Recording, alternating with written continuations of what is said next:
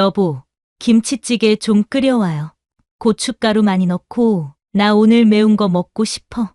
아버님, 제가 대신 할게요. 아버님은 앉아 계세요. 아니다. 됐다. 내가 알게 너는 그냥 앉아 있어. 요즘 내 아버지 정말 쓸모없다. 돈도 못 벌고 집안일도 제대로 못해. 내가 평생 뭐 때문에 고생했는지 모르겠어?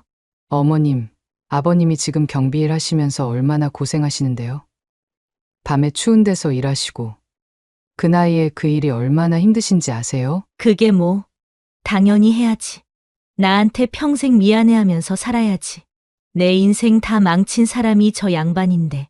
어머니, 아버지한테 제발 그만 함부로 하세요. 아버지가 어머니한테 어떻게 하셨는데 어머니가 아버지를 이렇게 대할 수 있어요? 내 팔자 망친 사람이 이 양반인데. 당연히 평생 나한테 미안해하면서 속죄하고 살아야 하는 거 아니야? 팔자를 망치다니요. 누가 누구 팔자를 망쳤어요? 애초에 어머님이 아버님 아니었으면 그런 호강을 하고 살 수나 있었어요? 그동안 아버님 덕에 편하게 살아놓고 이제 와서 이게 뭐예요? 사연을 듣고 난 후 각자의 의견을 댓글로 남겨주시기 바랍니다. 사소한 댓글이라도 사연자분에게 큰 힘이 될 수 있습니다. 각색될 수 있고 사연자분의 입장에서 구성될 수 있습니다. 김소아 씨는 세 오빠 사이에서 유일한 막내딸로 자라났습니다. 그녀는 40대 중반의 간호사로 병원 중환자실에서 15년째 근무하고 있었습니다. 어릴 때부터 부모님의 엄격한 예절 교육과 가족들의 사랑을 듬뿍 받으며 성장했던 그녀는 타인에게 다정함을 나눠줄 줄 아는 여성이 되었습니다. 김소아 씨의 유년 시절은 대체로 행복했습니다. 세 오빠들은 그녀를 공주님처럼 대해 주었고 부모님은 늦둥이 딸이라며 각별히 사랑해 주셨습니다. 그런 환경 속에서 그녀는 자존감이 높고 정서적으로 안정된 아이로 자랄 수 있었습니다. 30살이 되던 해 그녀는 병원 원무과에서 일하던 이현구 씨와 인연을 맺게 되었습니다. 이현구 씨는 소아 씨의 따뜻한 미소와 환자들을 대하는 친절한 태도에 마음을 빼앗겼다고 합니다. 두 사람은 6개월 정도 데이트를 한 후 결혼을 결심했습니다. 당신 같은 사람을 만나서 정말 다행이야. 내가 어릴 때부터 좀 복잡한 가정에서 자랐거든. 이현구 씨는 프로포즈를 하던 날 소아 씨에게 이런 말을 했습니다. 그는 생후 8개월 때 친어머니를, 여인 후 5살 때 아버지가 재혼하여 새어머니 밑에서 자랐다고 했습니다. 처음에는 새어머니가 잘해주었지만 동생들이 태어난 후부터는 미묘한 차별을 겪었다고 합니다. 이 이야기를 들은 소아 씨는 시댁과의 첫 만남을 앞두고 내심 걱정이 되었습니다. 결혼 인사를 드리러 간 날, 소아 씨의 걱정과는 달리 시아버지는 그녀를 너무나 반갑게 맞아주었습니다. 앞으로 우리 형구 잘 부탁하네. 시아버지로서 할 수 있는 건 다 도와줄 테니 둘이 행복하게 살아가게. 시아버지의 말투는 격식 있으면서도 따뜻했습니다. 그는 중견 전자부품 제조업체를 운영하는 성공한 사업가였고, 시어머니는 그 회사에서 회계 담당으로 일하다가 인연이 되어 재혼한 사이였습니다. 시댁은 경제적으로 풍족했고, 신혼부부를 위해 아파트 한 채를 선뜻 마련해 주었을 정도였습니다. 처음에는 시어머니도 표면적으로는 소아 씨를 환영하는 태도를 보였습니다. 하지만 뭔가 어색하고 형식적인 느낌이 드는 것을 소아 씨는 놓치지 않았습니다. 그녀는 남편이 왜 어린 시절 외로움을 느꼈는지 그때는 이해하지 못했습니다. 결혼 후 첫 몇 달은 신혼의 달콤함에 빠져 지냈습니다. 시아버지는 항상 소아 씨에게 친절했고 명절이나 가족 모임 때마다 그녀를 위해 특별히 선물을 준비하기도 했습니다. 시어머니와 두 시누이 이윤화, 이은미 씨는 겉으로는 화목한 모습을 보였지만 소아 씨는 그들이 시아버지 앞에서만 행동이 달라진다는 것을 점차 눈치채기 시작했습니다. 우리 아버님 정말 좋으신 분이야. 참 운이 좋았어. 이런 시아버지를 만나서. 소아 씨는 친정 엄마에게 종종 이런 말을 했습니다. 하지만 그녀는 아직 시댁의 진짜 모습을 알지 못했습니다. 시어머니와 시누이들의 숨겨진 속내, 그리고 앞으로 펼쳐질 가족의 비극적인 변화는 그때까지만 해도 상상도 못했습니다. 결혼 생활이 시작되고 몇 개월이 지난 어느 가을밤, 소아 씨는 침대에 누운 채 말이 없는 남편을 발견했습니다. 그날은 시댁에서 저녁 식사를 하고 돌아온 날이었습니다. 그녀는 남편의 손을 꼭 잡고 무슨 일이 있는지 물었습니다. 오늘 어머니가 또 그러셨어. 시누이들 옷은 열심히 고르면서 내 옷은 쳐다보지도 않더라고. 이현구 씨는 무거운 한숨을 내쉬며 오랫동안 묻어두었던 상처를 조금씩 털어놓기 시작했습니다. 그의 친어머니는 그가 생후 8개월일 때 병으로 세상을 떠났고 5살이 되던 해에 아버지가 지금의 시어머니와 재혼했다고 합니다. 처음에는 시어머니가 그를 잘 돌봐주었지만 자신의 친딸인 윤화와 은미가 태어난 후부터는 눈에 띄게 달라졌다고 했습니다. 생각해보면 정말 사소한 것들이었는데 그런 게 매일매일 쌓이니까 소화 씨는 남편의 이야기를 들으며 가슴이 아팠습니다. 학창 시절에는 도시락 반찬에 은근한 차별이 있었다고 합니다. 동생들 도시락에는 고기 반찬이 들어있는데 이현구 씨의 도시락에는 김치와 계란 프라이만 들어있는 일이 자주 있었습니다. 물어보면 시어머니는 항상 깜빡했다며 모르는 척했지만 그런 실수가 너무 자주 반복되었다고 합니다. 집안일도 마찬가지였습니다. 시어머니는 항상 이현구 씨에게만 집안일을 시키고 두 시누이는 놀러 나가는 것을 허락했습니다. 쇼핑을 갈 때도 시누이들의 옷은 잔뜩 사오면서 이현구 씨의 옷에는 관심도 없었습니다. 가장 상처받았던 건 내가 4년제 대학에 합격했을 때였어. 동생들은 전문대에 갔는데 어머니가 요즘 대학 나와서 뭐 하냐고 하셨어. 내 자존심을 완전히 짓밟았지. 이현구 씨의 목소리가 떨렸습니다. 그는 어린 시절부터 이런 은근한 차별을 평생 받아왔고 그로 인해 깊은 트라우마가 생겼다고 했습니다. 시아버지는 회사 일로 바빠서 가족을 돌볼 시간이 많지 않았고 시어머니는 시아버지 앞에서는 항상 모범적인 엄마의 모습을 보여 불만을 토로해도 별 소용이 없었다고 합니다. 아버지는 항상 미안해 하셨어. 내가 너무 바빠서 너희들을 잘 돌보지 못해 미안하다고 말씀하셨지. 나도 아버지를 원망하진 않았어. 항상 가족을 위해 열심히 일하셨으니까 오히려 나를 제일 먼저 챙겨주려고 애쓰셨고. 이런 남편의 고백을 들으며 소아 씨는 시어머니에 대한 복잡한 감정이 생겼습니다. 겉으로는 단란해 보이는 가족이지만 내면에는 깊은 상처와 갈등이 있다는 것을 알게 되었습니다. 그래도 어머니가 아버지한텐 정말 잘하셔. 그래서 나도 어머니랑 잘 지내려고 노력했어. 남편의 말처럼 시어머니는 시아버지에게 지극정성이었습니다. 항상 과일을 직접 깎아 시아버지 입에 넣어주고 어깨를 주물러 대리며 끊임없이 칭찬과 애교를 부렸습니다. 남편은 이런 시어머니의 모습이 불편하다고 했지만 시아버지를 위해서 참고 있었습니다. 소아 씨는 이런 이야기를 들으며 앞으로의 시댁 생활이 순탄치 않을 것이라는 예감이 들었습니다. 하지만 그녀는 남편의 손을 꼭 잡고 함께 이겨나가자고 다짐했습니다. 이제 우리가 함께니까 걱정하지만 난 당신 편이야. 앞으로 어떤 일이 있어도. 그녀의 다정한 위로에 이현구 씨의 눈시울이 붉어졌습니다. 그는 오랫동안 혼자 품어왔던 상처를 처음으로 누군가와 나눌 수 있어 조금은 마음이 가벼워진 것 같았습니다. 이 대화를 통해 소아 씨는 시어머니와 시누이들의 행동을 더 주의 깊게 관찰하기 시작했고 남편의 말이 사실임을 점점 확인하게 되었습니다. 겉으로는 화목해 보이는 가족이었지만 그 안에는 보이지 않는 균열이 존재했던 것입니다. 결혼 생활이 1년쯤 지나자 소아 씨는 시어머니와 시누이들의 행동 패턴을 더 명확히 파악하게 되었습니다.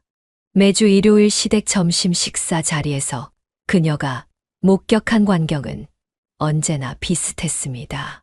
시어머니는 시아버지의 바로 옆자리에 앉아 끊임없이 관심을 쏟았습니다.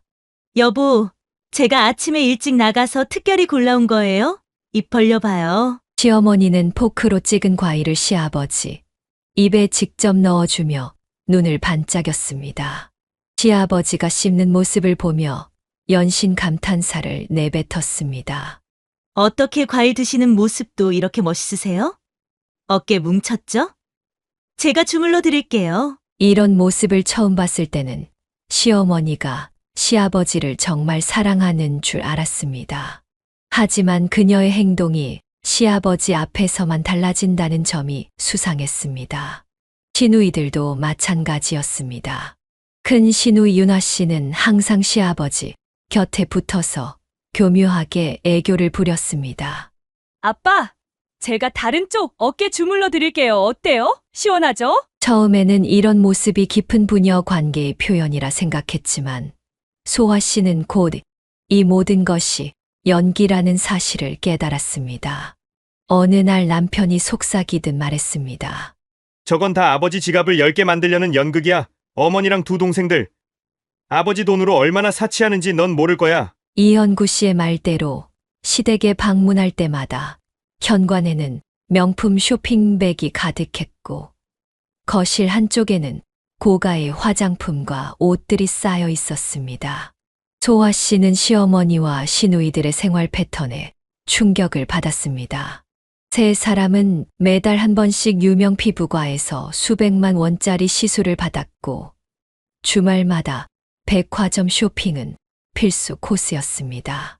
심지어 아파트 단지 내 편의점에 가는 짧은 거리도 택시를 타고 다니며 1년에 2번씩은 유럽이나 미국으로 고급 해외여행을 떠났습니다. 어느 날 저녁 소아 씨는 시아버지와 둘만 남게 되었을 때 조심스럽게 물었습니다.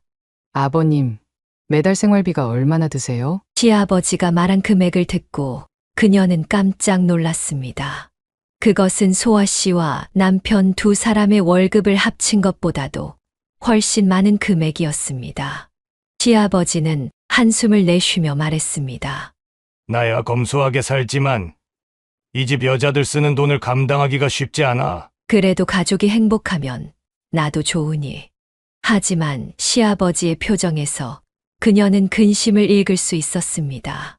시어머니와 시누이들의 과도한 소비가 시아버지를 압박하고 있다는 것을 알 수 있었습니다. 이런 상황에서도 시누이들은 시아버지에게 끊임없이 새로운 요구를 했습니다. 한 번은 큰 시누이가 명품 가방을 사달라고 조르다가 시아버지가 망설이자 갑자기 눈물을 글썽이며 아빠가 날 사랑하지 않는 거죠. 라고 말해 결국 시아버지가 지갑을 10개 만들었습니다. 시어머니도 시아버지가 사치를 제한하려 할 때마다 교묘한 핑계로 넘어갔습니다. 여보, 내가 고생하며 당신 뒷바라지 했으니 이 정도는 괜찮잖아요. 내 인생의 젊은 시절은 다 당신 회사 일하느라 바쳤는데. 이렇게 시아버지의 마음을 흔들어 결국 원하는 것을 얻어내곤 했습니다. 소아 씨는 이런 상황을 보며 안타까웠지만 직접적으로 개입할 수는 없었습니다. 이것은 어디까지나 시아버지의 문제였고 그가 직접 선을 그어야 했기 때문입니다. 남편은 이런 상황을 지켜보며 깊은 한숨을 내쉬었습니다. 아버지가 너무 약해. 결국 모든 게 무너질지도 몰라. 그의 불길한 예감은 몇 년 후 현실이 되었습니다. 남편의 이야기를 들은 후 소아 씨는 시어머니와 시누이들을 바라보는 시선이 달라졌습니다. 그녀는 이제 그들의 행동 하나하나를 주의 깊게 관찰하기 시작했고 남편이 겪었던 차별이 실제로 존재했음을 확신하게 되었습니다. 시어머니는 남편에게 했던 것처럼 소아 씨에게도 은근슬쩍 일을 시키려 들었습니다. 어느 휴일 소아 씨가 시댁을 방문했을 때였습니다. 시어머니는 다른 가족들이 거실에서 TV를 보고 있는 동안 소아 씨만 부엌으로 불렀습니다. 우리 며느리 음식 솜씨가 어떤지 궁금하네. 여기 재료들 있으니까. 저녁 반찬 좀 만들어 봐. 내가 옆에서 지켜볼게. 시어머니의 말투는 친절한 척했지만 눈빛에는 명령이 담겨 있었습니다. 소아 씨는 잠시 당황했지만 곧 침착하게 대답했습니다. 저도 요리 실력이 별로 없어요. 어머님께서 가르쳐 주시면 같이 해볼까요? 시어머니는 눈썹을 살짝 찌푸리며 말했습니다. 아이고, 난 오늘 좀 피곤해서. 우리 딸들은 원래 부엌일을 잘 못해. 괜히 방해만 될 테니 넌 혼자 해보는 게 좋겠다. 그때 소아 씨는 남편이 겪었던 상황을 떠올렸습니다. 그녀는 미소를 지으며 단호하게 말했습니다. 저도 솔직히 요리에 소질이 없어요. 시누이들도 함께 배우는 게 어떨까요? 같이 하면 더 재밌을 것 같은데요. 시어머니의 표정이 굳어졌습니다. 소아 씨는 주방을 나와 거실의 시누이들을 향해 말했습니다. 우리 다 같이 저녁 준비해 볼까요? 제가 혼자 하려니 좀 부담스러워요. 시누이들은 당황한 표정으로 서로를 쳐다보았습니다. 시어머니가 급히 끼어들었습니다. 아이고, 됐어. 그냥 내가 할게. 다들 쉬고 있어. 소아 씨의 단호한 태도에 시어머니의 계획은 무산되었습니다. 이런 상황이 반복되면서 소아 씨와 시어머니 사이의 긴장은 점점 커졌습니다. 더욱 심각했던 것은 시어머니와 시누이들이 서비스직 종사자들에게 보이는 태도였습니다. 한 번은 가족 모두가 고급 레스토랑에 식사를 하러 갔을 때였습니다. 웨이터가 실수로 와인을 조금 흘렸는데 시어머니가 갑자기 목소리를 높였습니다. 이게 뭐 하는 짓이에요? 이런 비싼 식당에서 일하면서 이것도 제대로 못해요? 매니저 불러요, 당장! 웨이터는 얼굴이 하얗게 변해 연신 사과했습니다. 정말 죄송합니다. 바로 새 냅킨 가져다 드리겠습니다. 소아 씨는 시어머니의 행동에 너무 당황해 잠시 할 말을 잃었습니다. 하지만 곧 용기를 내어 말했습니다. 어머님, 그만하세요. 사람이 실수할 수도 있죠. 이미 사과하셨잖아요. 시어머니는 소아 씨를 노려보며 말했습니다. 너는 왜 내 편을 안 들고 남의 편을 들어? 이게 무슨 서비스인지. 소아 씨는 침착하게 대답했습니다. 편을 드는 게 아니라 그냥 상황을 진정시키려는 거예요. 저분들도 열심히 일하는 분들이고 직업에 귀천이 어디 있어요? 우리가 편하게 식사할 수 있는 것도 저분들 덕분이잖아요. 이 말에 시아버지가 고개를 끄덕이며 지지했습니다. 소화 말이 맞아. 너무 심하게 굴지 말아요. 나가기 전에 저 직원분께 사과 한 번 더 해요. 시어머니는 입술을 깨물며 불만스러운 표정을 지었고 시누이들은 소아 씨를 향해 적대적인 시선을 보냈습니다. 이런 상황이 반복될수록 소아 씨와 시댁 여자들 사이의 갈등은 깊어졌습니다. 이런 갈등 속에서도 시아버지는 항상 소아 씨의 편이었습니다. 한 번은 시어머니와 시누이들이 나간 후 시아버지가 소아 씨를 따로 불러 말했습니다. 항상 가족들의 못난 모습을 보여주게 돼서 미안하구나. 사실 얘 아내가 원래부터 저렇진 않았어. 사모님 소리를 듣고 살다 보니 어느 순간부터 콧대가 높아졌어. 시아버지의 눈에는 깊은 슬픔이 담겨 있었습니다. 그는 계속해서 말했습니다. 소화야, 내 시어머니와 시누이들이 널 못마땅해 하는 것 같아서 내가 정말 마음이 아프다. 내가 대신 사과할게. 소아 씨는 시아버지의 손을 잡고 말했습니다. 아버님, 괜찮아요. 전 그냥 옳다고 생각하는 대로 행동했을 뿐이에요.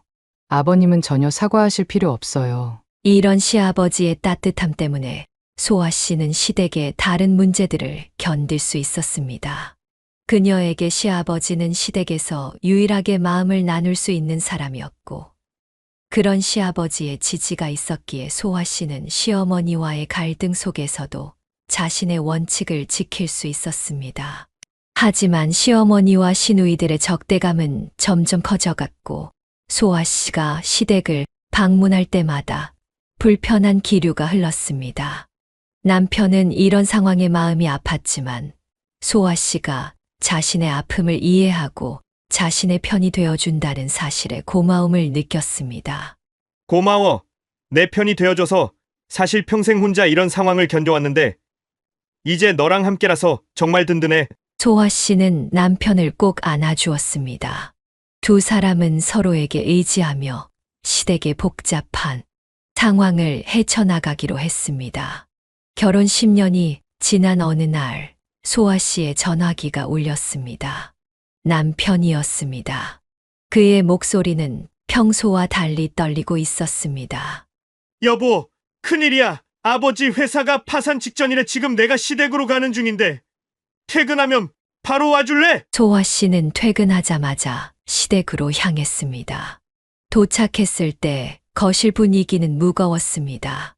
시아버지는 소파에 깊이 파묻혀 창백한 얼굴로 앉아 있었고, 남편은 그 옆에서 무언가를 열심히 설명하고 있었습니다. 시어머니와 시누이들은 보이지 않았습니다. 아버님, 저희가 좀 도와드리고 싶어요. 저희 적금도 있고. 남편 퇴직금도 만지지 않은 상태라. 소아 씨가 조심스럽게 말을 꺼내자 시아버지는 고개를 강하게 저었습니다. 안 된다. 내 문제는 내가 해결해야지. 여의 돈으로는 이 상황을 해결할 수 없어. 이미 너무 늦었단다. 시아버지의 말은 생각보다 심각했습니다. 나중에 알고 보니 회사는 이미 수억의 빚을 지고 있었고, 주요 거래처가 파산하면서 연쇄적으로 부도 위기에 처했다고 합니다. 시아버지는 최대한 버티려고 했지만 결국 모아둔 돈을 모두 쏟아붓고 소유하고 있던 3층짜리 상가 건물까지 팔아야 했습니다. 결국 47평형 대형 아파트에서 25평형 소형 아파트로 이사를 했지만 그마저도 줄도산을 막기에는 역부족이었습니다. 그날 밤 소아 씨와 남편이 시댁 문제를 상의하던 중 갑자기 시댁에서 전화가 왔습니다. 시어머니와 시누이들이 시아버지와 크게 다투고 있다는 것이었습니다. 부부는 서둘러 차를 몰고 시댁으로 향했습니다. 시댁에 도착하니 아수라장이 펼쳐져 있었습니다.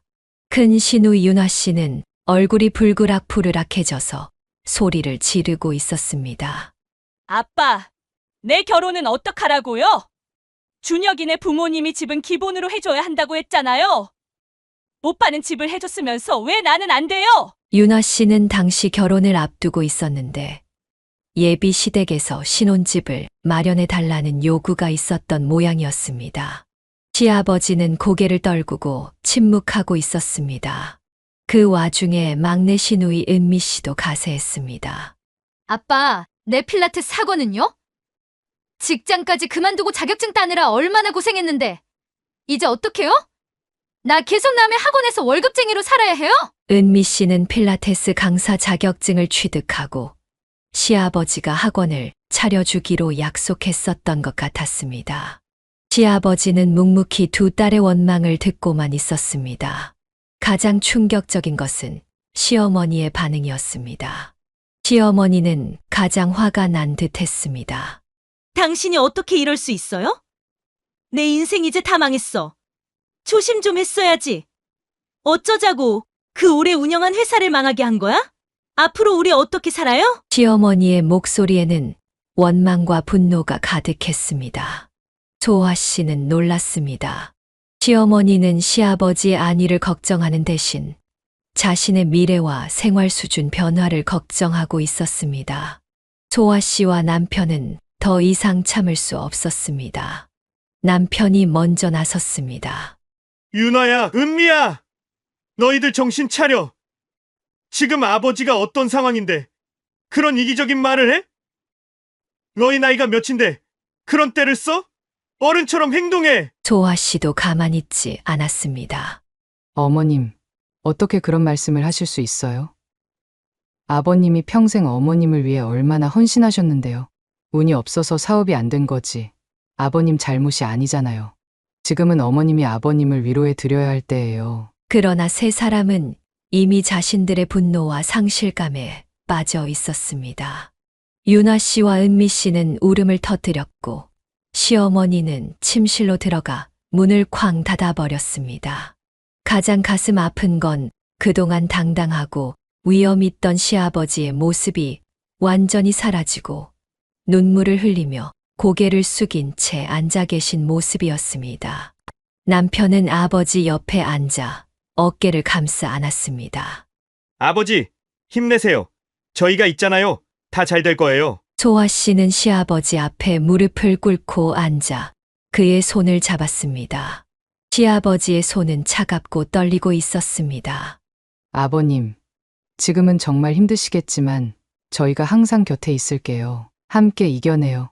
시아버지의 눈에서 굵은 눈물이 떨어졌습니다. 그는 아무 말도 하지 못하고 고개만 끄덕였습니다.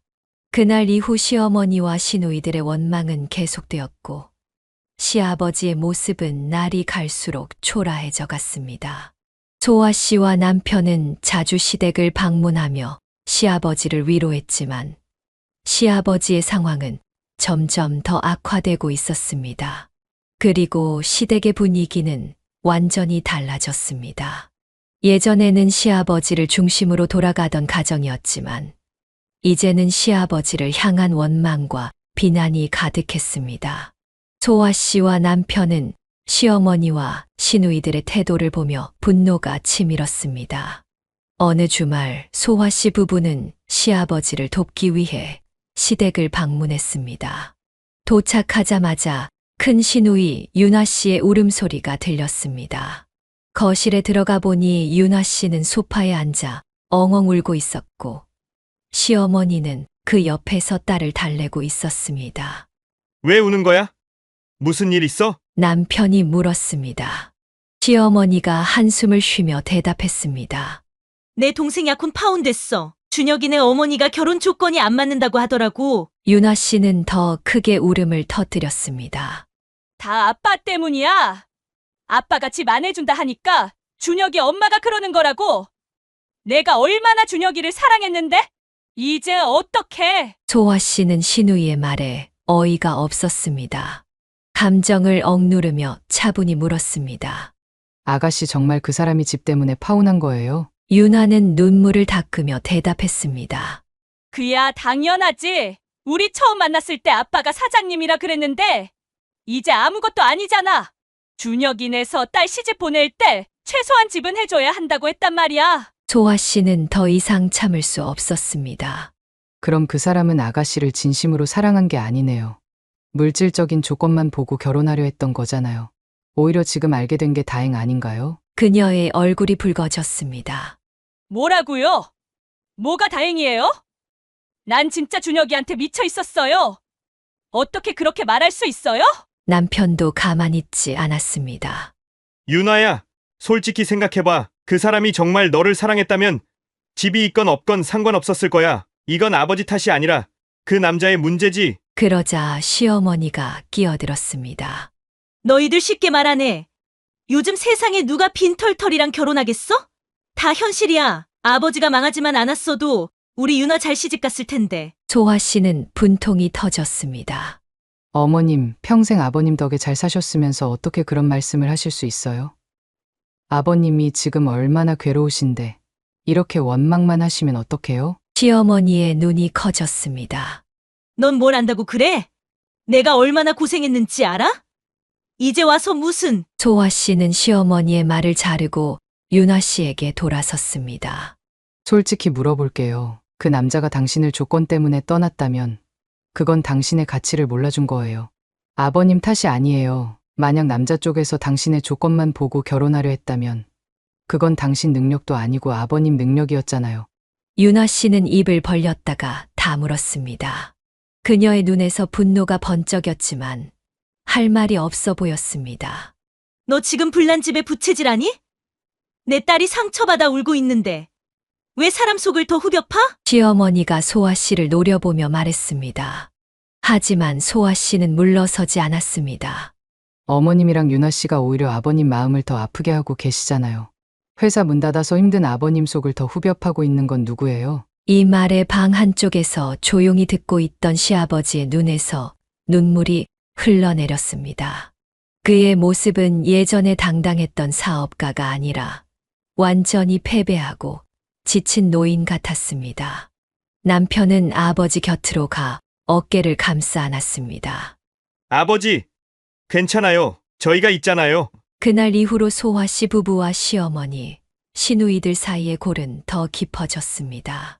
시어머니와 시누이들은 소화 씨 부부가 오면 노골적으로 불편한 기색을 드러냈고, 소화 씨 부부도 그들의 이기적인 행동을 도저히 이해할 수 없었습니다. 가장 가슴 아픈 것은 시아버지의 변화였습니다. 한때 당당하게 가정을 이끌던 가장의 모습은 온데간데 없이 사라지고 눈물만 흘리며 고개를 숙이는 모습만 남았습니다. 소화 씨는 그런 시아버지를 볼 때마다 가슴이 미어졌습니다. 여보, 우리가 어떻게든 아버님을 도와드려야 해. 이대로는 정말 안 될 것 같아. 소화 씨는 밤마다 남편과 시아버지를 도울 방법을 의논했습니다.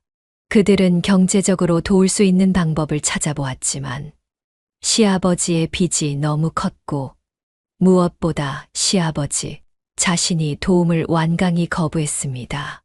아버님이 자존심이 상하신 것 같아. 우리가 정신적으로라도 더 많이 지지해 드려야 해. 소화 씨의 말에 남편은 고개를 끄덕였습니다. 그들은 시댁의 변심과 배신 속에서도 시아버지만큼은 끝까지 지켜드리기로 마음먹었습니다. 시아버지의 사업이 파산한 후에도 시어머니와 시누이들의 씀씀이는 전혀 줄어들 기미가 보이지 않았습니다. 그들은 여전히 고급 레스토랑에서 식사를 하고 명품 가방을 구입하고 고가의 피부 관리를 받았습니다. 소아 씨는 시댁을 방문할 때마다 거실 한켠에 쌓인 쇼핑백들을 보며 한숨을 내쉬었습니다. 어느 날 소아 씨의 휴대폰이 울렸습니다. 시어머니였습니다. 소아야, 있잖아. 좀 곤란한 일이 생겼어. 시어머니의 목소리는 평소와 달리 조심스러웠습니다. 소아 씨는 무슨 일인지 물었습니다. 이번 달 카드값이 좀 많이 나왔네. 그래서 말인데 너희가 좀 도와줄 수 있을까? 소아 씨는 놀라서 되물었습니다. 카드값이요. 얼마나 나오셨는데요? 시어머니가 말한 금액을 듣고 소아 씨는 귀를 의심했습니다. 590만 원이요? 한 달에 그 정도가 나왔다고요? 대체 뭐에 쓰신 거예요? 시어머니는 당연하다는 듯이 대답했습니다. 뭐 하긴. 그냥 필요한 거 사고, 피부 관리 받고, 그런 거지. 뭐 대수냐? 너희가 집도 공짜로 받았는데 이 정도 도와주는 게 그렇게 큰일이야? 소아 씨는 남편과 상의한 후 일단 이번만 도와주기로 했습니다. 시아버지에게 빚이 있는 것도 사실이었고 그들만 시아버지로부터 집을 받은 것도 사실이었기 때문입니다. 그러나 이것이 시작이었습니다. 카드값을 지불한 후 시어머니는 마치 이것이 당연한 듯 다음 달에도 전화를 해왔습니다. 소아야, 이번에도 카드값이 좀 나왔어. 지난번처럼 도와줄 수 있지? 이번에도 비슷한 금액이었습니다. 소아 씨는 놀라서 말했습니다. 어머님, 지난달에 그렇게 큰 금액을 내셨으면 이번 달은 좀 절약하셨어야 하는 거 아닌가요? 도대체 무슨 돈을 그렇게 쓰시는 거예요? 시어머니는 오히려 화를 냈습니다. 뭐? 내가 너한테 허락받고 살아야 하니? 내 돈 쓰는 건 내 맘이지. 너희 집값이 얼마나 올랐는지 알아? 그것도 우리가 해준 거잖아. 그 정도 도움은 당연히 줘야지. 이번에도 소아 씨 부부는 시어머니의 카드값을 대신 갚아주었습니다. 하지만 셋째 달에도 비슷한 전화가 왔을 때 소아 씨는 남편과 심각하게 이야기를 나누었습니다. 여보, 이건 아닌 것 같아. 생각해보니까 이렇게 계속 돈을 부어줘봤자 밑 빠진 독에 물 붓기야. 차라리 이 돈으로 아버님께 직접 도움을 드리는 게 낫지 않을까. 남편도 동의했습니다. 맞아, 어머니랑 동생들은 아무리 도와줘도 끝이 없을 거야. 오히려 버릇만 더 나빠질 것 같아. 그래서 그들은 시어머니의 다음 요청을 거절하기로 했습니다. 예상대로 시어머니의 전화가 왔고 소아 씨는 단호하게 말했습니다. 어머님, 죄송하지만 더 이상 카드값은 도와드릴 수 없을 것 같아요. 저희도 아이들 교육비에 대출금도 있고 해서요. 시어머니는 격분했습니다. 뭐, 이게 무슨 소리야? 너희들은 내 아들 키워준 것도 생각 안 해?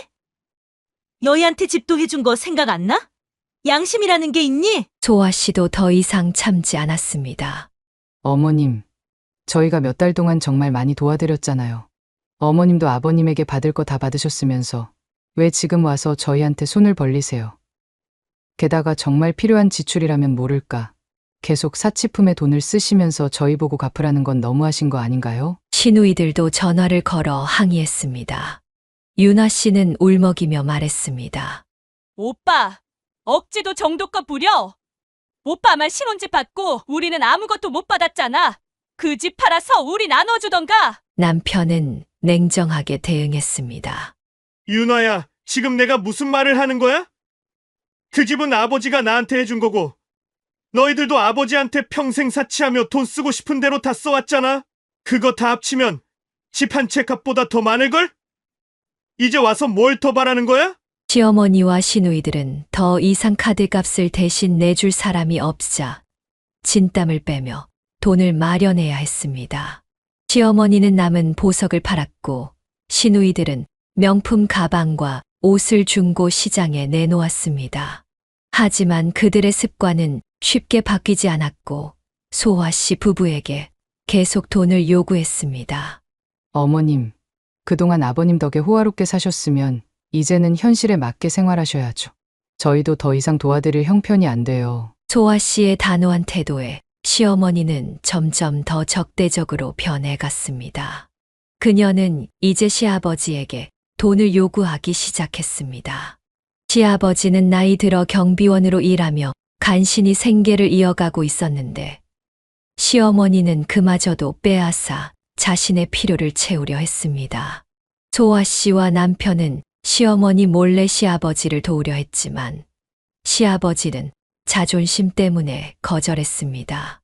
됐다. 애미야, 내일은 내가 알아서 할게. 너희 신경 쓰지 마. 시아버지의 목소리에는 깊은 피로감이 묻어 있었습니다. 그는 평생 가족을 위해 일해왔지만 정작 가장 필요할 때 가족들은 그를 외면했습니다. 시아버지의 경제적 몰락 이후 가장 놀라운 변화는 시어머니의 태도였습니다. 예전에는 시아버지를 극진히 모시며 과일을 직접 먹여주고 어깨를 주물러주던 시어머니가 이제는 완전히 달라진 모습을 보였습니다. 소아 씨는 시댁을 방문할 때마다 충격적인 광경을 목격했습니다. 어느 주말 소아 씨 부부가 시댁을 방문했을 때였습니다. 거실에 들어서자 시어머니가 큰 소리로 시아버지를 부르고 있었습니다. 여보, 빨리 와봐요.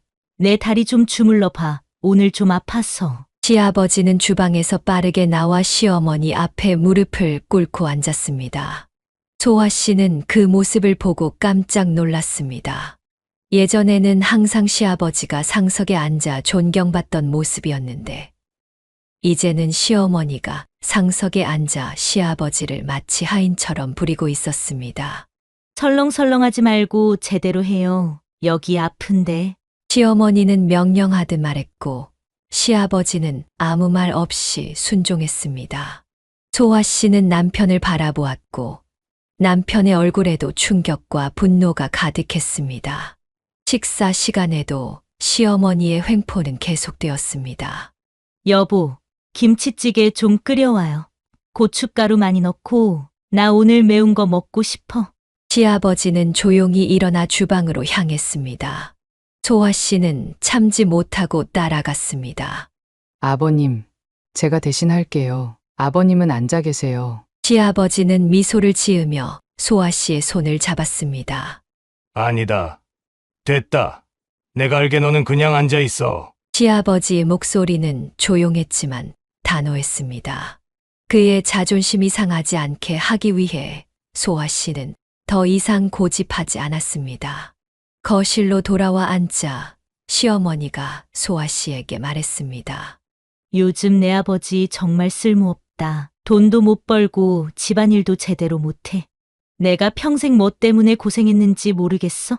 소아 씨는 그 말을 듣고 화가 치밀었지만 참고 말했습니다. 어머님, 아버님이 지금 경비일 하시면서 얼마나 고생하시는데요? 밤에 추운 데서 일하시고 그 나이에 그 일이 얼마나 힘드신지 아세요? 시어머니는 코웃음을 쳤습니다. 그게 뭐, 당연히 해야지. 나한테 평생 미안해하면서 살아야지. 내 인생 다 망친 사람이 저 양반인데. 그날 이후 소아 씨는 시아버지의 모습이 더 마르고 위축되어 가는 것을 발견했습니다. 한때 당당하고 자신감 넘치던 사업가의 모습은 찾아볼 수 없었고, 대신 눈빛이 흐려진 노인만 남아 있었습니다. 74세가 된 시아버지는 흰머리가 많아졌고, 등은 구부정해졌으며, 걸음걸이도 느려졌습니다. 반면 시어머니는 여전히 사치를 즐기며 몸집이 더 불어났습니다. 시아버지가 경비 일을 하면서 번 돈을 모두 가져가 자신의 화장품과 옷, 피부 관리에 쓰곤 했습니다. 어느 날 소아 씨와 남편은 시어머니의 행동에 참다 못해 항의했습니다. 어머니, 아버지한테 제발 그만 함부로 하세요. 아버지가 어머니한테 어떻게 하셨는데 어머니가 아버지를 이렇게 대할 수 있어요? 시어머니는 화를 내며 소리쳤습니다. 내 팔자 망친 사람이 이 양반인데. 당연히 평생 나한테 미안해하면서 속죄하고 살아야 하는 거 아니야? 소아 씨는 그 말에 더욱 분노했습니다. 팔자를 망치다니요. 누가 누구 팔자를 망쳤어요? 애초에 어머님이 아버님 아니었으면 그런 호강을 하고 살 수나 있었어요? 그동안 아버님 덕에 편하게 살아놓고 이제 와서 이게 뭐예요? 시어머니는 코웃음을 치며 말했습니다. 넌 내가 애비 키워준 걸 생각 안 해? 엄마 없는 이 사람 내가 키워줬어. 근데 넌 나한테 고마워하지도 못할 망정 어떻게 그렇게 목청을 높이니? 소아 씨는 침착하게 대답했습니다. 어머님이 남편 키워주신 건 감사해요. 하지만 솔직히 말해서 그렇게 친자식처럼 대해준 것도 아니잖아요. 항상 은근슬쩍 차별하셨다고 남편이 말했어요. 지금 논점을 흐리시는 거예요. 우리가 얘기하는 건 어머님이 아버님을 이렇게 모욕적으로 대하면 안 된다는 거예요. 이런 대화가 오갈 때마다 시아버지는 고개를 숙이고 눈물만 흘렸습니다. 소아 씨와 남편은 시아버지의 그런 모습을 볼 때마다 가슴이 아팠습니다. 시아버지가 망한 후 5년 동안 시어머니는 시아버지를 계속해서 괴롭혔고 시누이들도 시아버지를 완전히 무시했습니다. 소아 씨와 남편은 가능한 한 자주 시댁을 방문하며 시아버지를 위로했지만 그들이 없는 시간에 시아버지가 어떤 대우를 받는지 상상하기 싫었습니다. 소아 씨는 매일 밤 남편과 이야기를 나누었습니다.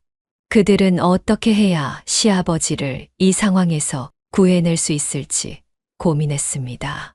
소아 씨는 갑작스런 결정을 내렸습니다. 병원에서 일하던 그녀는 그날 연차를 쓰고 시아버지가 일하는 아파트 경비실을 깜짝 방문하기로 했습니다. 평소 시어머니 때문에 위축된 시아버지를 몰래 찾아가 점심을 함께 하면서 기운을 북돋아 드리고 싶었던 것입니다. 주차장에 차를 세우고 경비실로 향하는 소아 씨의 얼굴에는 미소가 가득했습니다. 그러나 경비실 문을 열자마자 그 미소는 순식간에 사라졌습니다. 그녀가 본 것은 충격적인 광경이었습니다. 시아버지의 오른쪽 뺨에는 붉은 자국이 있었고 왼쪽 팔에는 여러 개의 멍과 핥힌 자국이 선명했습니다. 아버님, 이게 다 뭐예요? 어디 다치신 거예요? 소아 씨는 놀라서 달려가 시아버지의 팔을 조심스럽게 잡았습니다.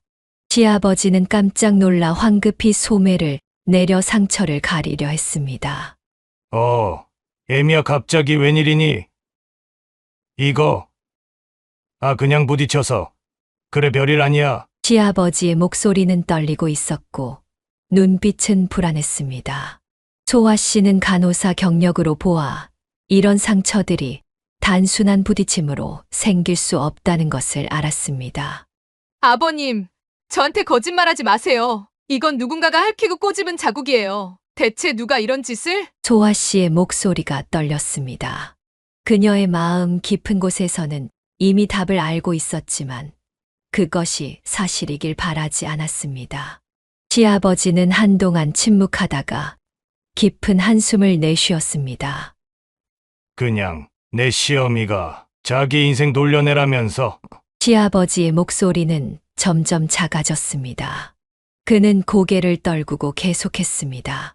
그저께는 특히 화가 났는지 꼬집고 핥히고 뭘 던지기도 하더구나. 사실 이게 처음은 아니야. 그동안에도 한 번씩 나한테 손찌검을 하긴 했었어. 소화 씨는 충격으로 말을 잇지 못했습니다. 눈앞이 캄캄해지는 느낌이었습니다. 시어머니가 아무리 시아버지를 구박하고 미워한다 해도 직접 폭력을 행사할 거라고는 상상도 못했던 것입니다. 시아버지는 흐르는 눈물을 참으며 중얼거렸습니다. 내 인생이 어쩌다 이렇게 됐는지 모르겠다. 소아 씨는 그 자리에서 무릎을 꿇고 시아버지의 손을 꼭 잡았습니다. 그녀의 눈에서도 눈물이 흘러내렸습니다. 아버님, 이건 정말 아니에요. 아버님이 무슨 죽을 죄를 지은 것도 아닌데 어떻게 이런 일이. 더는 안 되겠어요. 지금 당장 그 집에서 나오셔야 해요. 시아버지는 당황한 기색으로 고개를 저었습니다. 내가 나가면 어딜 간단 말이니? 소아 씨는 단호하게 대답했습니다. 저희 집 있잖아요.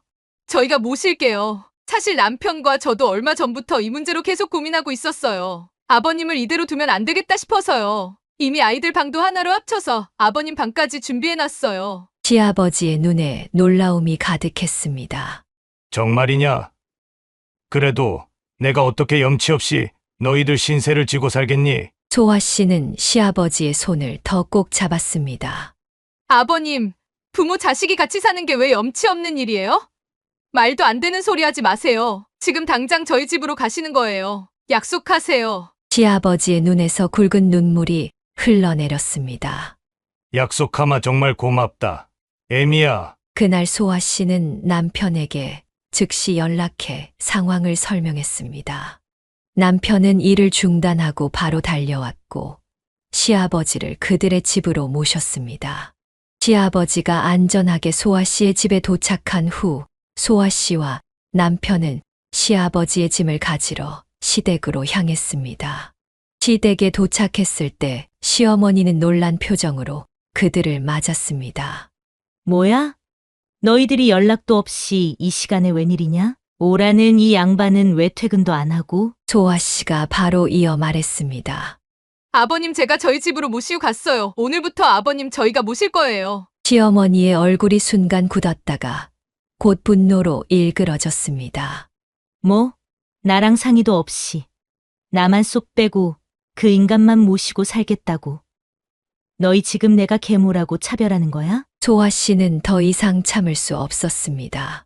그녀는 시어머니를 똑바로 쳐다보며 떨리는 목소리로 말했습니다. 차별당할 짓은 어머님이 먼저 하셨죠. 어머님 아버님한테 이젠 손찌검까지 하셨다면서요? 저 아버님 상처 다 봤어요. 시어머니의 얼굴이 창백해졌습니다. 그녀는 당황한 기색이 역력했지만 곧 방어적인 태도를 취했습니다. 사람이 할 짓이 있고 못할 짓이 있지. 어떻게 아버님한테 그렇게까지 할 수가 있어요? 아버님 덕에 호의호식하고 살았으면서 어떻게 사람이 그러냐고요. 소아 씨의 목소리는 점점 더 커졌습니다. 그런 어머님이랑 아버님을 더 이상 어떻게 한 집에 둬요? 진짜 부끄러운 줄 아세요. 남편도 분노한 목소리로 가세했습니다.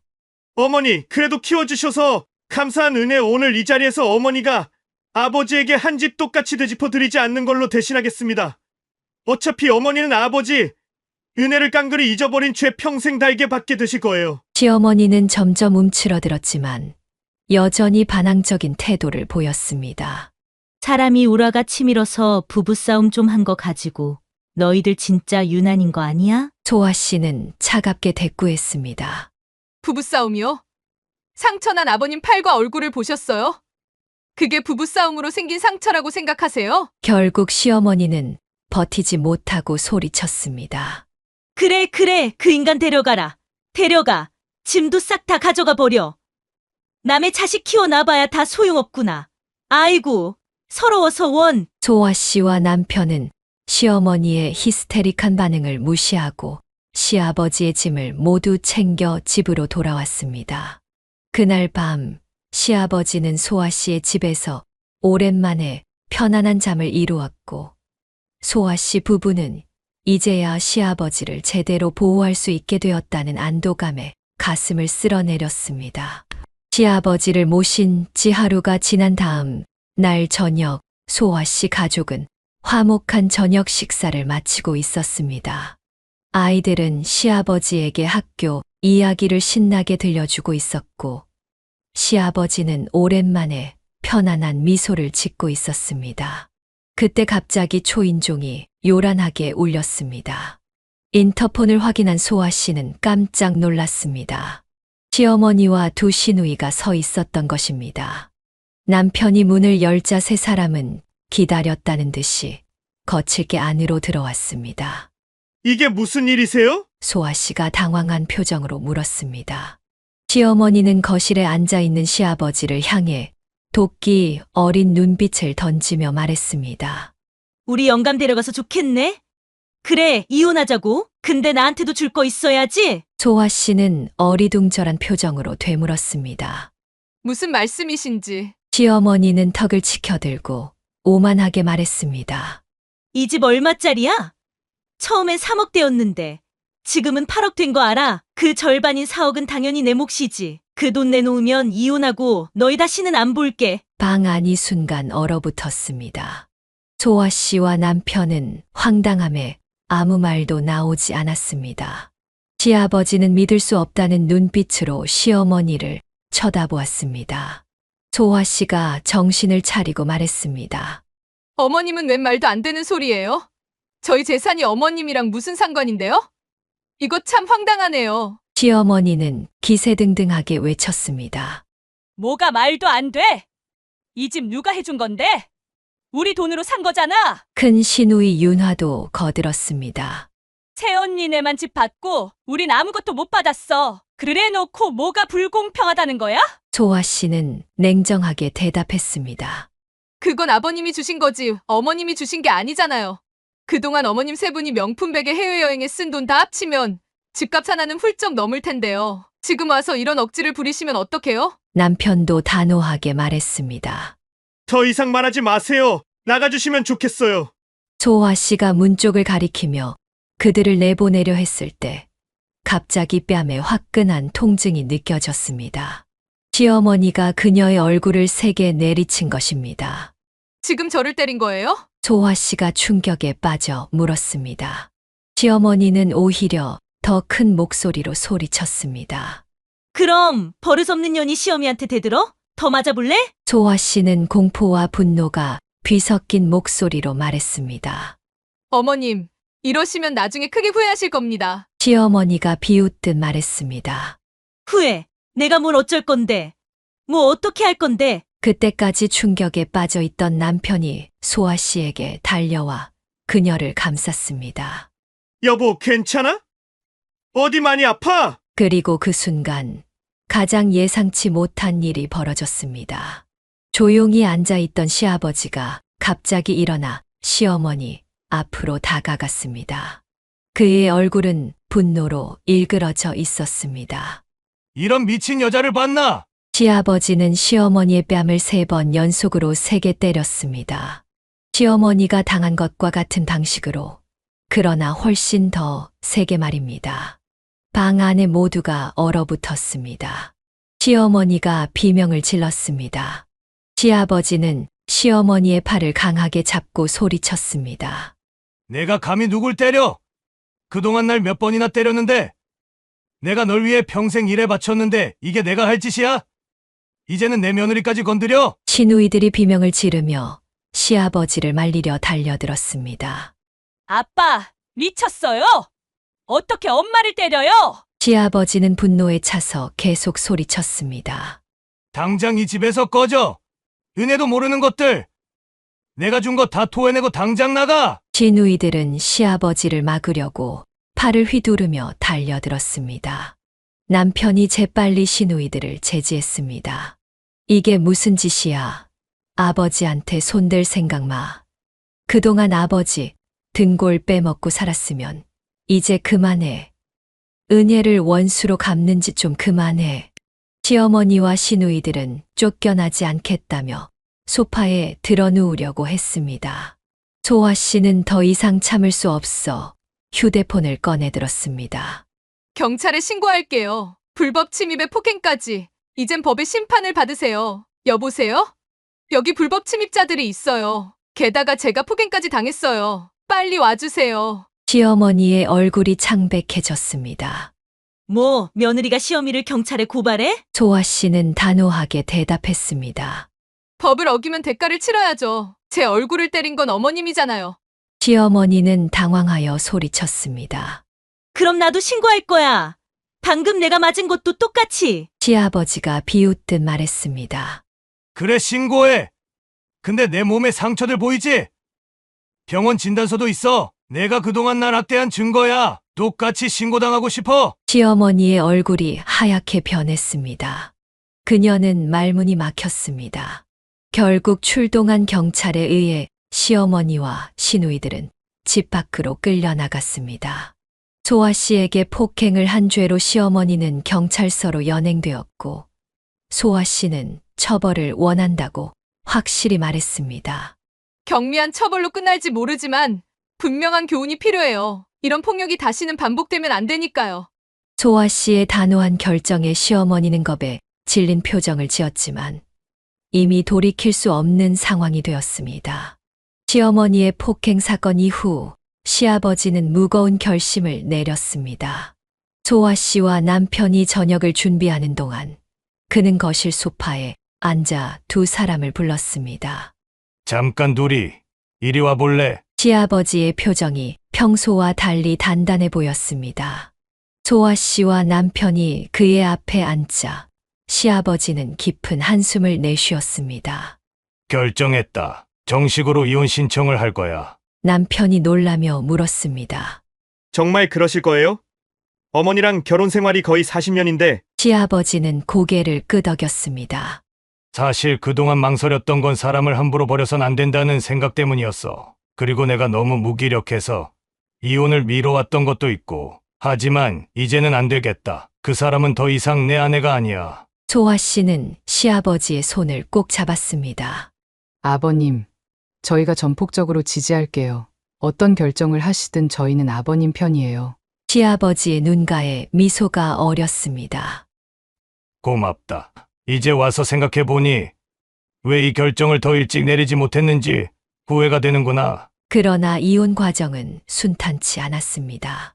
시어머니는 이혼을 극구 거부했습니다. 자신의 생활 기반이 완전히 흔들릴 것을 알았기 때문입니다. 어느 날 시어머니는 소아 씨의 집에 또다시 찾아와 소란을 피웠습니다. 날 버리겠다는 거야? 이 나이에 내가 어디로 가라고? 너네 양심이 있어? 소아 씨가 냉정하게 대답했습니다. 어머님이 먼저 아버님을 버리신 거잖아요. 폭력까지 휘두르셨잖아요. 이제 와서 피해자인 척하지 마세요. 시어머니는 고함을 질렀습니다. 이것들이 미쳤나? 내가 우리 남편 없으면 어떻게 살아? 평생 같이 살았는데. 남편이 비웃듯 말했습니다. 갑자기 무슨 애틋한 척이에요? 어머니가 아버지 돈 때문에 붙어 있었던 거 우리 다 알아요. 이제 그만하세요. 결국 변호사를 선임해 법적 절차를 밟기 시작했습니다. 시어머니도 변호사를 구해 맞대응했지만 상황은 시어머니에게 불리했습니다. 시아버지가 시어머니의 친정 식구들에게 경제적 지원을 해온 점, 시어머니와 시누이들의 과도한 사치 생활, 시어머니의 신체적 학대 증거 등이 모두 법정에 제출되었습니다. 변호사가 소아 씨 부부를 찾아와 말했습니다. 송구스럽지만 증인으로 나와주셔야 할 것 같습니다.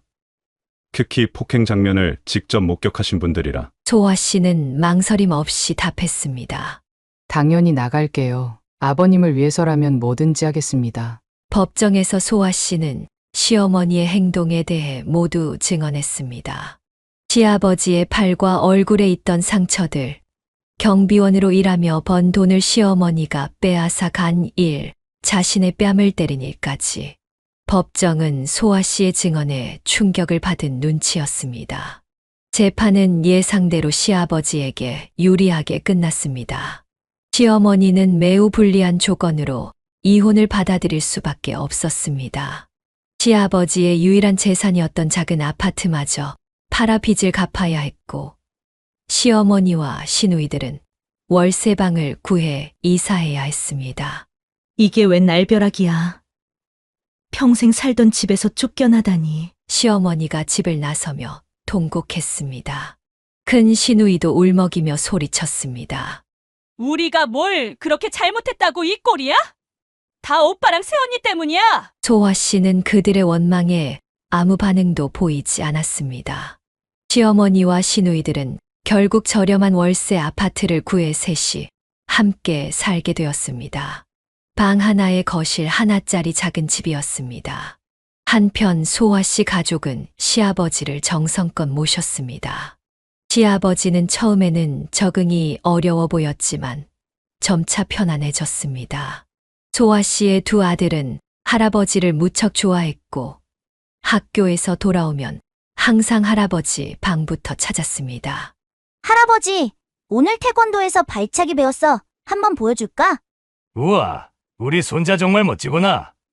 할아버지한테도 가르쳐 줄래? 시아버지의 얼굴에는 오랜만에 진정한 미소가 번졌습니다. 특별한 날이었던 것은 소아 씨의 친정 부모님이 시아버지를 찾아오신 날이었습니다. 처음엔 어색할 줄 알았는데 의외로 세 분은 금방 친해지셨습니다. 사돈어른, 요즘도 낚시 다니세요?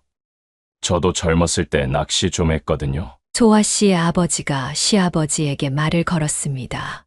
아유, 오랜만에 들어보는 이야기네요. 예전엔 자주 갔었는데 요즘은 통 못 가봤어요. 이번 주말에 같이 한번 가보시죠. 제가 좋은 포인트 알고 있어요. 그날 이후로 두 어르신은 자주 낚시를 함께 다니셨고 가끔은 소주 한 잔을 기울이며 세상 돌아가는 이야기를 나누기도 했습니다. 소아 씨의 어머니도 자주 방문해 손수 만든 반찬을 가져오셨습니다. 사돈어른이 요즘 좀 울적해 보이시네. 이럴 땐 동년배 친구가 필요한 법이야. 우리가 자주 찾아뵈어야겠어. 소아 씨는 친정 부모님의 따뜻함에 감동했고 남편도 깊이 감사했습니다. 장인어른, 장모님께서 이렇게 신경 써주셔서 정말 감사합니다. 아버지가 요즘 많이 밝아지셨어요. 이렇게 새로운 가족 관계가 형성되었고 시아버지는 점차 과거의 상처를 회복해 갔습니다. 소아 씨 부부는 이혼 과정의 스트레스와 경제적 부담에도 불구하고 시아버지를 지키기로 한 자신들의 결정이 옳았다고 확신했습니다. 시부모님의 이혼 후 2년이 지난 어느 평범한 주말 오후 소아 씨는 남편과 함께 대형 마트에서 장을 보고 있었습니다. 과일 코너에서 사과를 고르던 중 문득 익숙한 뒷모습이 눈에 들어왔습니다. 조금 수척해 보였지만 분명 작은 시누이 은미였습니다. 소아 씨는 잠시 망설이다가 다가갔습니다. 아가씨? 은미는 깜짝 놀라 뒤를 돌아보더니 소아 씨를 발견하고 당황한 기색이 역력했습니다. 한때 고급 브랜드 옷과 가방으로 치장하고 우아한 모습을 뽐내던 그녀는 이제 낡은 청바지에 흔한 티셔츠를 입고 있었습니다. 화장기 없는 얼굴은 피곤해 보였고 손톱에는 예전의 화려한 네일아트 대신 매니큐어 흔적도 없었습니다. 언니, 은미는 잠시 어색한 침묵 후 억지로 미소를 지었습니다. 오랜만이네요. 잘 지내세요? 소아 씨는 담담하게 대답했습니다. 네. 우리는 다들 잘 지내요. 아버님도 건강하시고요. 은미 씨는 어떻게 지내요? 은미는 주변을 살피더니 마트 한쪽에 있는 작은 카페를 가리켰습니다.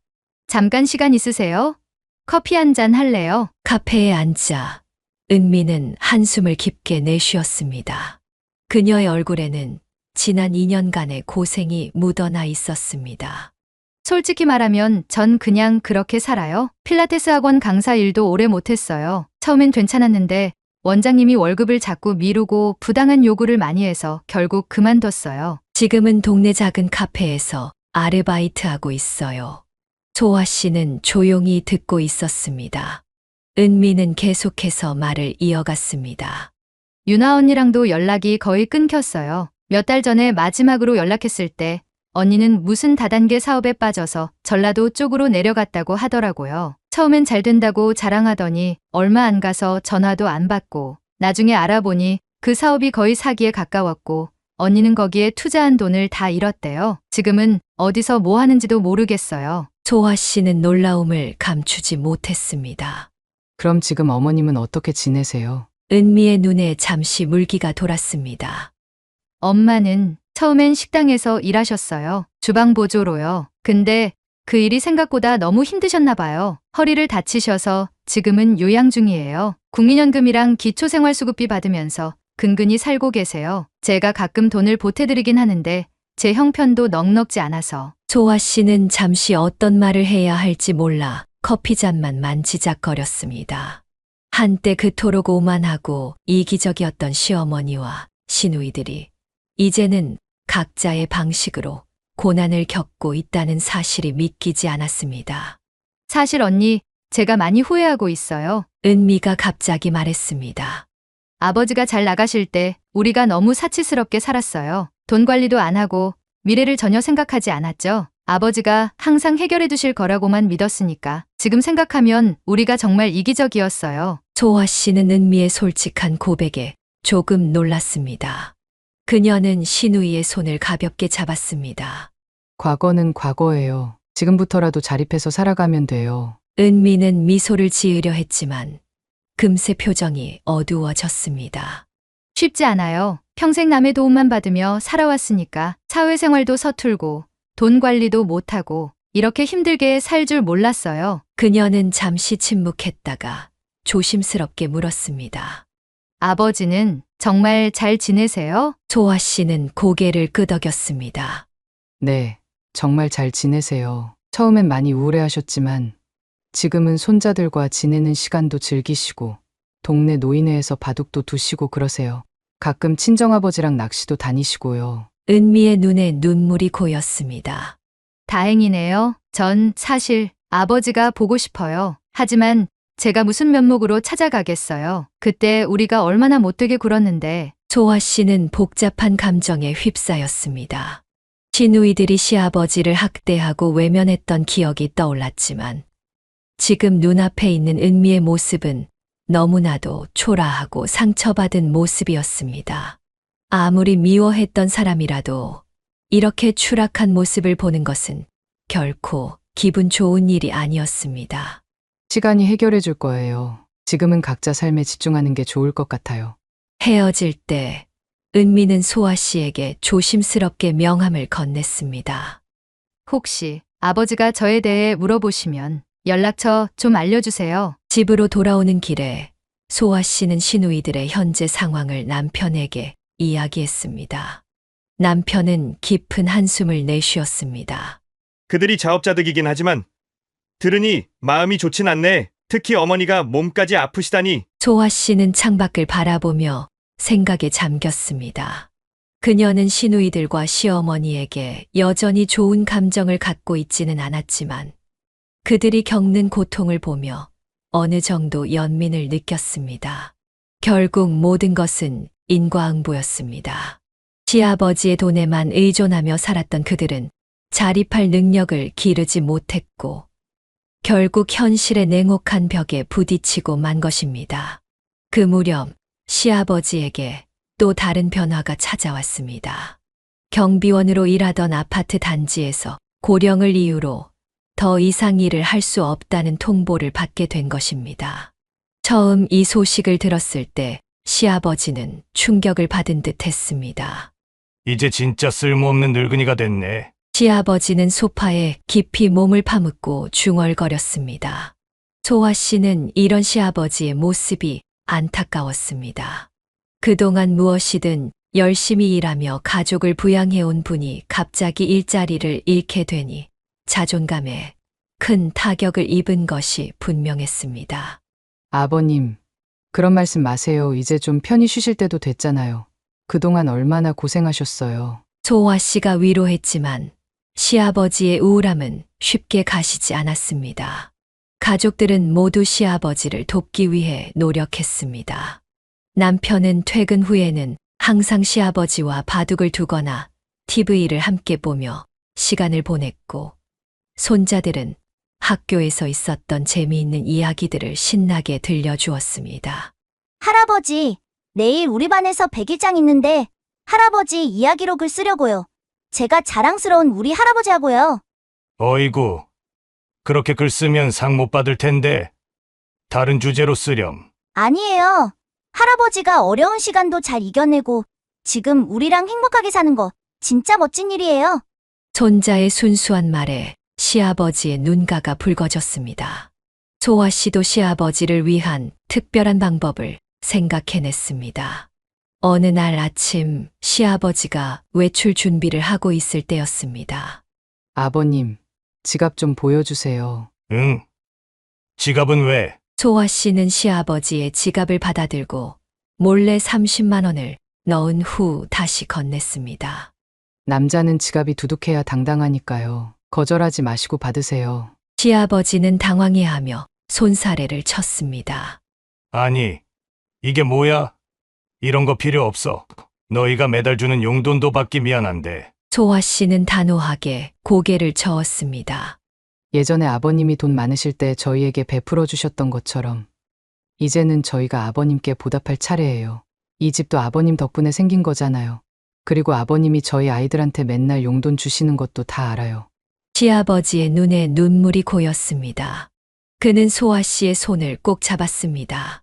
내가 정말 복받은 사람이구나. 이런 며느리를 만나다니. 소아 씨는 가끔 시어머니의 소식을 듣곤 했지만 굳이 만나러 가지는 않았습니다. 하지만 어느 날 우연히 시장에서 시어머니를 마주쳤을 때 그녀는 놀라울 정도로 초라해 보였습니다. 어머님, 안녕하세요. 시어머니는 소아 씨를 보자 잠시 굳었다가 고개를 숙였습니다. 잘 지내니? 네, 저희는 다 잘 지내요. 아버님도 건강하시고요. 어색한 침묵이 이어졌습니다. 시어머니는 한동안 말이 없다가 조용히 말했습니다. 그래, 잘 됐구나. 더 이상의 대화는 없었습니다. 소아 씨는 시어머니가 떠나는 뒷모습을 바라보며 복잡한 감정을 느꼈습니다. 시간이 흐르면서 소아 씨 가족은 더욱 단단해졌습니다. 시아버지는 이제 완전히 가족의 일원으로 자리 잡았고 모두가 그의 존재에 감사했습니다.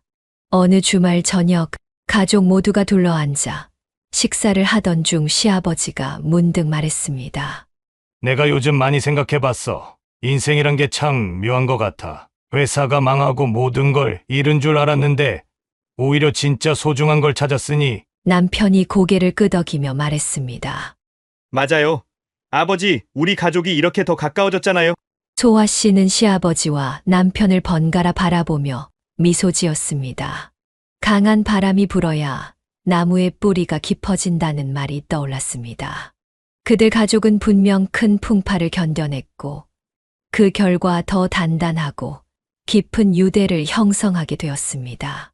저녁 식사 후 소아 씨는 마당에서 혼자 별을 바라보고 있는 시아버지 곁에 조용히 다가갔습니다.